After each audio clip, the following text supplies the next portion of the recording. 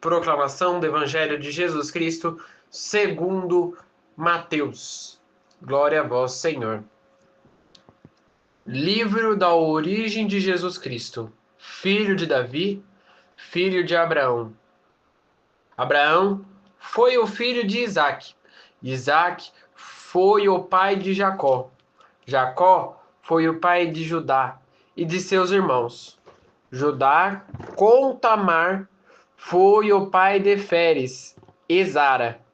Féres foi o pai de Esrom. Esrom foi o pai de Arã. Arã foi o pai de Aminadab. Aminadab foi o pai de Nasson. Nasson foi o pai de Salmão. Salmão com Rabi foi o pai de Boz. Boz com Ruth foi o pai de Jobed. Jobed foi o pai de Jessé. Jessé foi o pai de Davi. Davi com aquela que foi a mulher de Urias foi o pai de Salomão. Salomão foi o pai de Roboão. Roboão foi o pai de Abias. Abias foi o pai de Asa. Asa foi o pai de Josefa. Josefa foi o pai de Jorão. Jorão foi o pai de Osias. Osias foi o pai de Joatão. Joatão foi o pai de Acás. Acás foi o pai de Ezequias. Ezequias foi o pai de Manassés. Manassés foi o pai de Amon. Amon foi o pai de Josias. Josias foi o pai de Jeconias e de seus irmãos no tempo do exílio da Babilônia. Depois do exílio da Babilônia, Jeconias foi o pai de Salatiel. Salatiel foi o pai de Zorobabel. Zorobabel foi o pai de Abiúbe.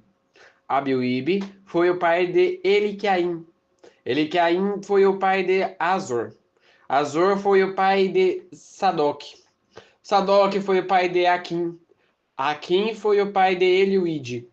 Eliuide foi o pai de Eleazar. Eleazar foi o pai de Matã. Matã foi o pai de Jacó. Jacó foi o pai de José, esposo de Maria, da qual Jesus nasceu. Assim, as gerações desde Abraão até Davi são 14, e de Davi até o exílio da Babilônia, 14 gerações. E do exílio da Babilônia, e do exílio na Babilônia até o Messias, 14 gerações. Palavra da salvação, glória a vós, Senhor. Meus irmãos e minhas irmãs, que as palavras do Santo Evangelho perdoem os nossos pecados. Amém. Caríssimos irmãos e irmãs, vemos no Evangelho de hoje a origem da família de José, pai adotivo de Jesus. Desde a sua concepção, desde o seu anúncio pelo anjo a Maria, que seria a geradora de Cristo, nós sabemos que Jesus é descendente de Davi. O povo fala assim, mas e se Jesus tivesse nascido por outra família, por outro povo sem ser José e Maria? Sabendo que José e Maria foram escolhidos especialmente por Deus e para Deus, para gerarem Jesus, porque eles tinham somente esta função, nós podemos imaginar que não existia outra família capacitada e preparada o suficiente para gerar Jesus, para ter Jesus e para saber como ser e educar o Filho de Deus. Os reis daquela época eram reis muito apoderados. O que é um rei apoderado? Eu estou muito feliz com aquilo que eu tenho. Eu tenho dinheiro, eu tenho uma esposa, eu tenho meus filhos.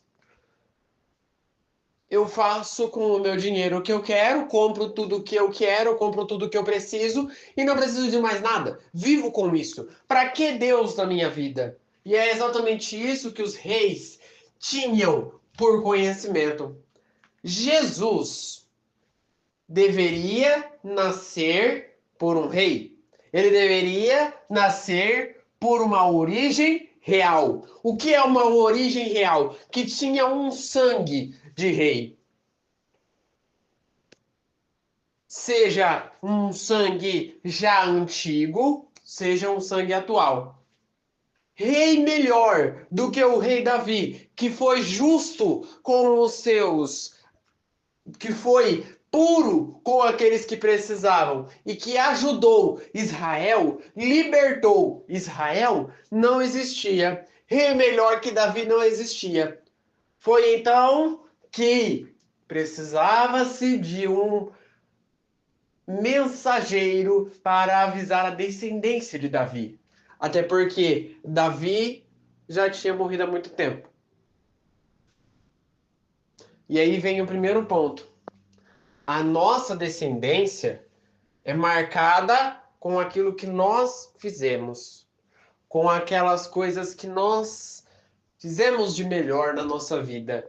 Nós precisamos, especialmente, sobretudo neste Natal, passar para a nossa descendência aquilo que nós aprendemos de melhor, aquilo que nós tivemos de ensinamento, porque aquilo que nós tivemos de ensinamento vai ser fruto para a nossa descendência há muito tempo depois.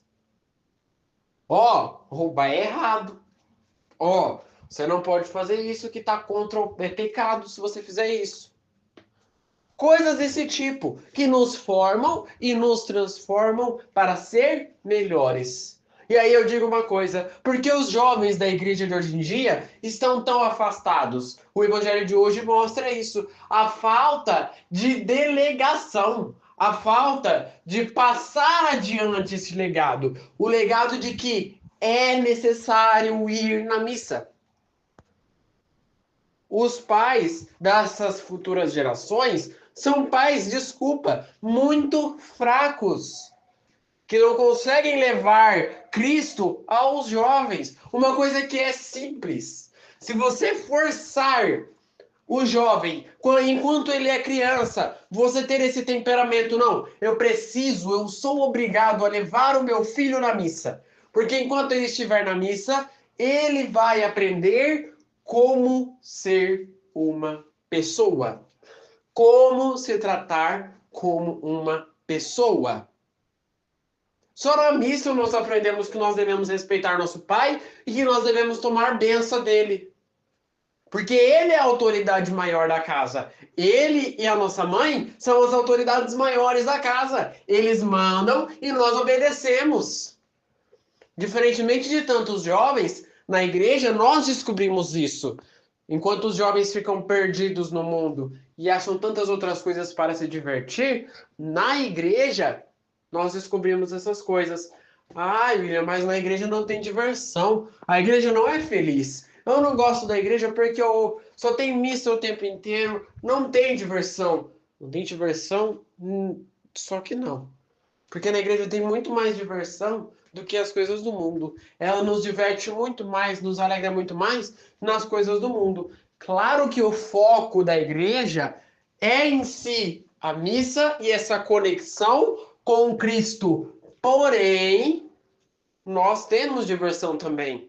Porque senão vocês iam ver o padre com uma cara fechada. O padre sério.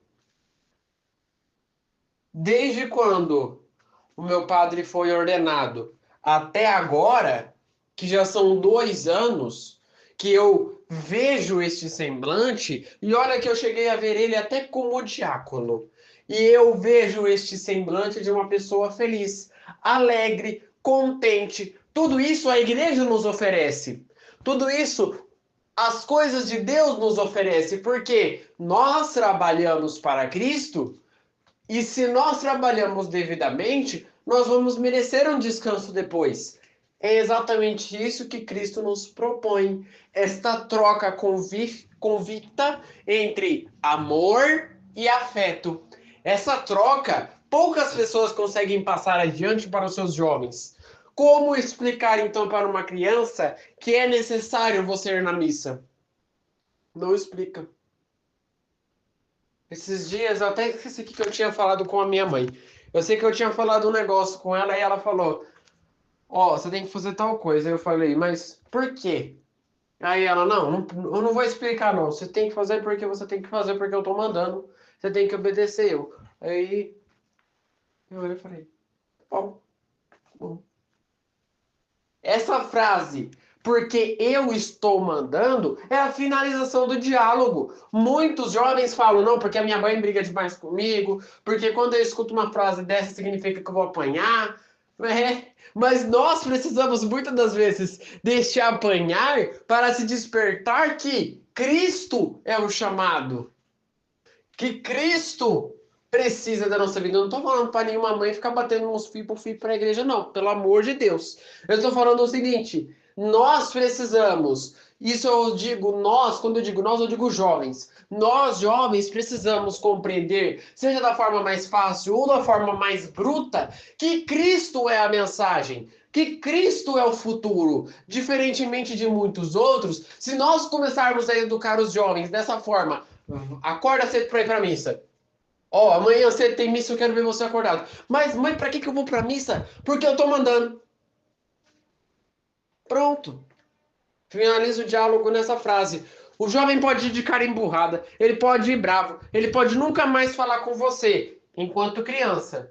Porque quando ele crescer e amadurecer, e ele entender que ele precisa de Cristo para a sua vida, ele vai se transformar. E que bonito quando a gente vê muitos jovens dizendo: Eu quero ser coroinha para ajudar o Cristo. Eu quero ser um acólito para ajudar o Cristo. Eu quero servir a igreja porque Cristo é a palavra. Porque eu reconheço que Ele precisa da minha ajuda. É muito bom quando nós escutamos isso. É muito bom quando nós vemos a participação efetiva dos jovens dentro da igreja.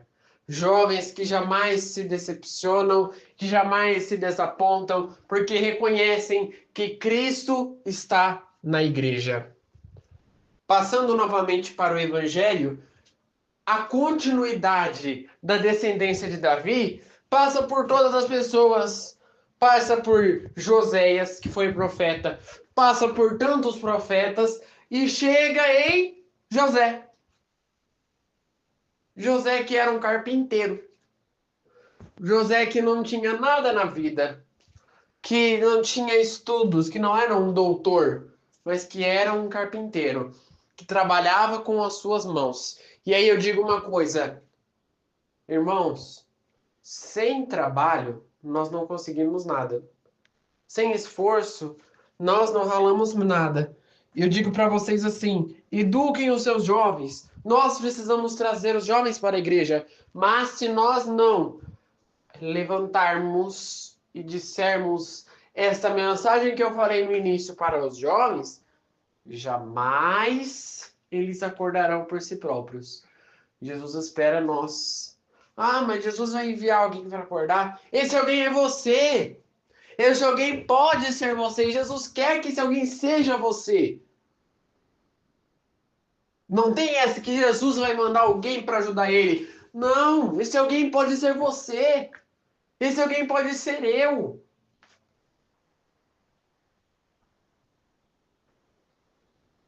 Esta mensagem precisa ser passada para todos os outros, porque ter a ciência de que Jesus é o caminho, isso basta. Basta todos os argumentos. Ah, mas que eu não quero, tal, não. Lança a proposta para ele. Você vai ver que depois vai pesar no coração dele, ele vai estar lá. Por mais que ele seja obrigado, mas ele vai estar lá. E ele vai entender que é necessário tudo aquilo para a vida dele. Simplesmente isso. Por que eu preciso ir na missa? Porque precisa. Pronto. Dentre um texto enorme ou uma simples carta, você resolve em uma frase. Porque precisa. Por que Jesus precisou ir para a família de José e de Maria? Porque sim. Porque ele precisou ir para ser um filho de Deus e para ter essa descendência de Davi no seu sangue? Porque sim. E isso finaliza o evangelho. Porque sim. E esse sim é o sim da finalização. Quando Maria diz sim, eis aqui a serva do Senhor, ela finaliza o diálogo. Quando José diz sim ao anjo, ele finaliza o diálogo. Quando nós dizemos sim a Jesus, nós finalizamos o diálogo. Porque não tenho eu vou conseguir? Porque não tenho será que vai dar certo? Porque não tenho eu talvez eu não dê, talvez não consiga, talvez tenha dificuldades, talvez eu caia. Não. Só tem o sim e confiar o resto em Jesus. Só tem o sim e confiar aquilo que for de problemas e de missões a Jesus. Rezemos juntos. Pai nosso, que estais nos céus, santificado seja o vosso nome. Venha a nós o vosso reino, seja feita a vossa vontade, assim na terra como no céu. O pão nosso de cada dia nos dai hoje. Perdoai as nossas ofensas, assim como nós perdoamos a quem nos tem ofendido. E não nos deixeis cair em tentação, mas livrai-nos do mal. Amém. Que no dia de hoje fique na paz e na alegria de Deus.